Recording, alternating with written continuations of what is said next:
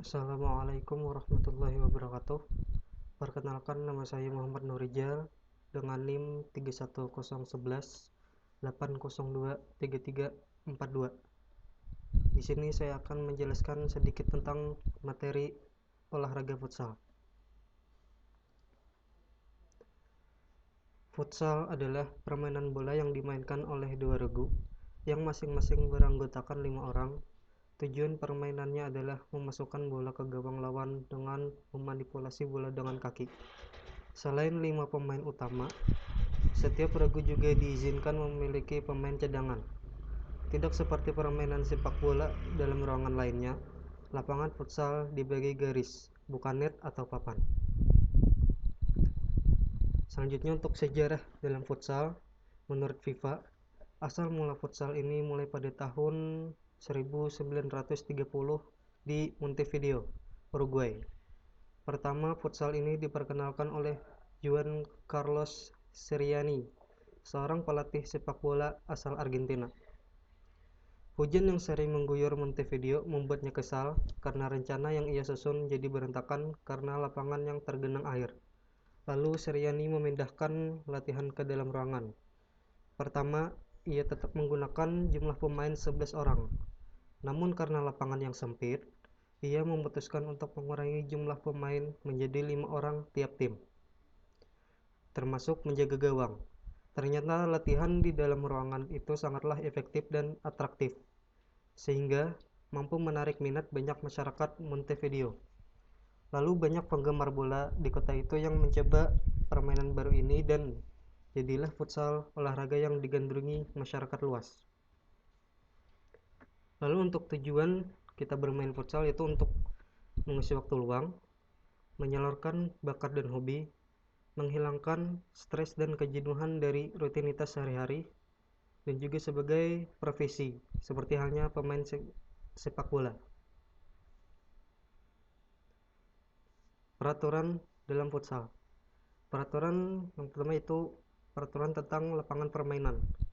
Tentang ukuran lapangan, futsal berbentuk persegi panjang dengan ukuran sebagai berikut. Panjangnya yaitu 25 sampai 42 meter dan lebarnya 15 sampai 25 meter.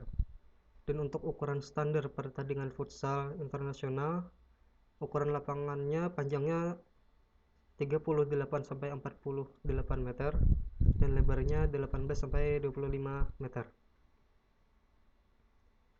Selanjutnya untuk peraturan kedua yaitu tanda lapangan. Lapangan ditandai dengan garis pembatas lapangan.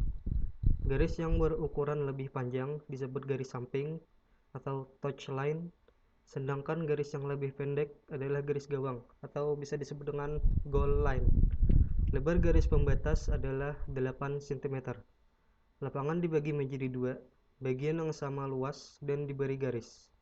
Garis ini disebut garis tengah atau bisa disebut juga dengan halfway line. Selanjutnya yaitu titik tengah.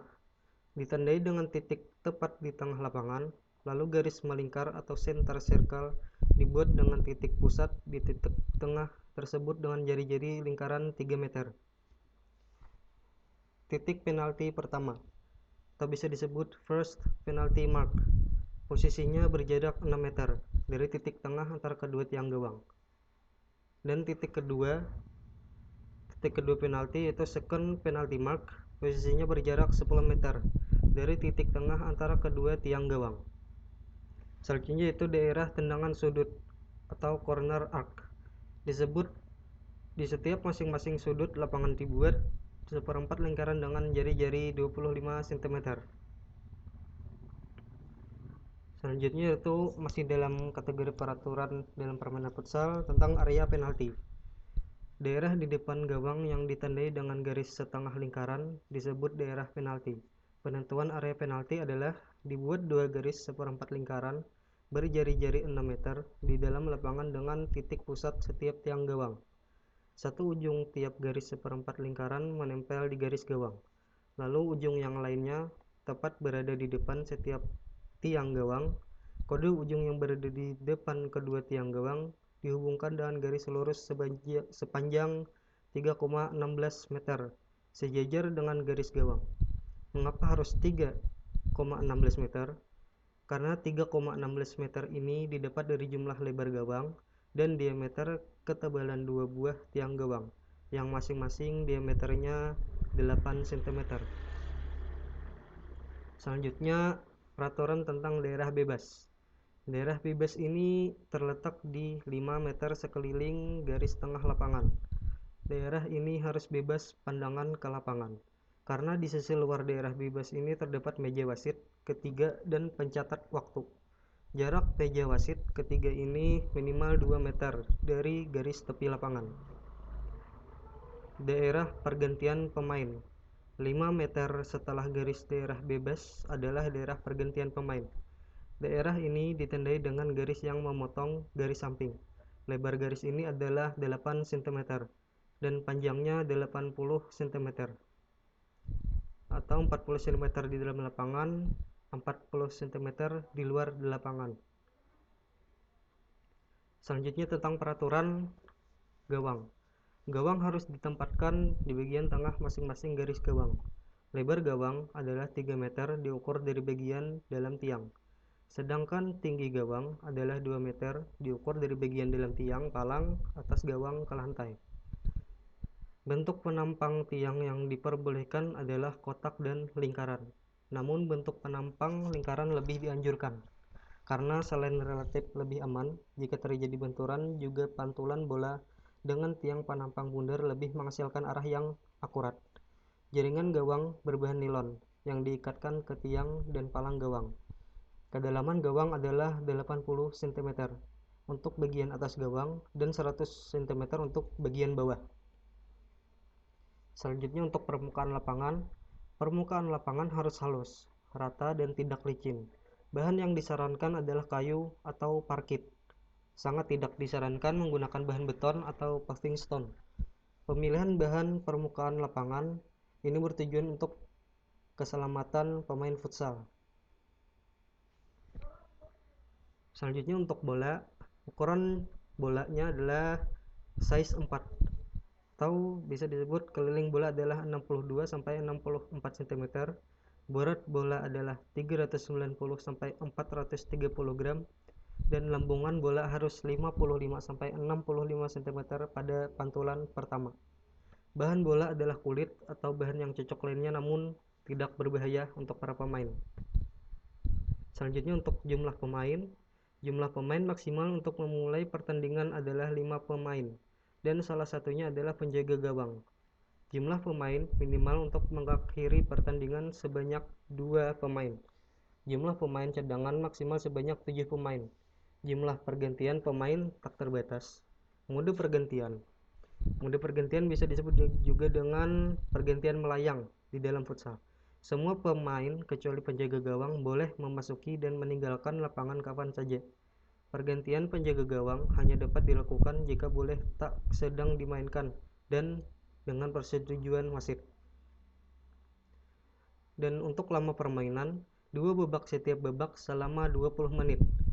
Waktu diberhentikan ketika bola berhenti dimainkan. Waktu dapat diperpanjang untuk tendangan penalti. Timeout 1 peregu per babak. Tidak ada dalam waktu tambahan. Waktu pergantian babak maksimal 10 menit. Manfaat futsal yaitu untuk kecerdasan. Di sini perbedaan sepak bola dan futsal begitu terlihat. Di futsal, seorang pemain dituntut bisa melakukan sebuah improvisasi dalam menghadapi masalah dalam bermain. Jadi, secara spontan, pemain harus bisa mengeluarkan tekniknya. Futsal sangat ideal sebagai sarana mengembangkan intelijensi dalam bermain sepak bola, yaitu selanjutnya sebagai keahlian teknik. Teknik lebih berperan dari tenaga dalam bermain futsal. Jika teknik yang dimiliki pemain tidak memenuhi syarat, pemain tidak dapat melepaskan diri dari pressing lawan. Kondisi ini membuat pemain harus meningkatkan skillnya, baik dalam hal kontrol bola, pergerakan dengan dan tanpa bola, footwork, passing, dribbling, maupun shootingnya. Selanjutnya, dalam manfaat futsal yaitu total football. Di futsal, jumlah pemain yang sedikit membuat seluruh pemain bermain dengan total football.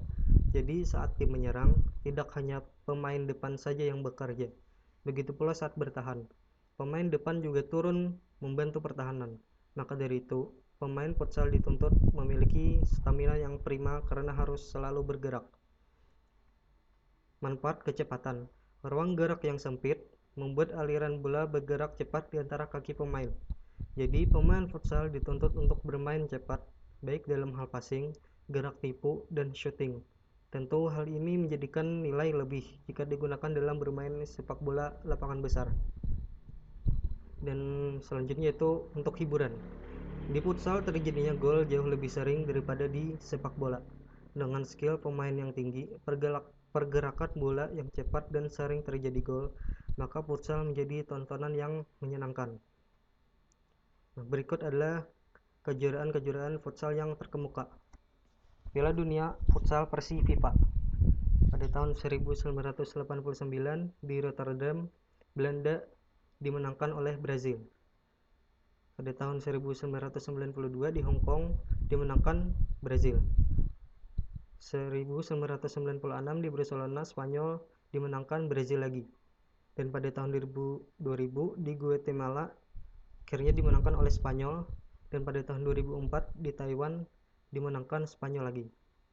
Dan Piala Dunia Futsal versi AMF yaitu pada tahun 1982 di Sao Paulo, Brazil dimenangkan oleh Brazil.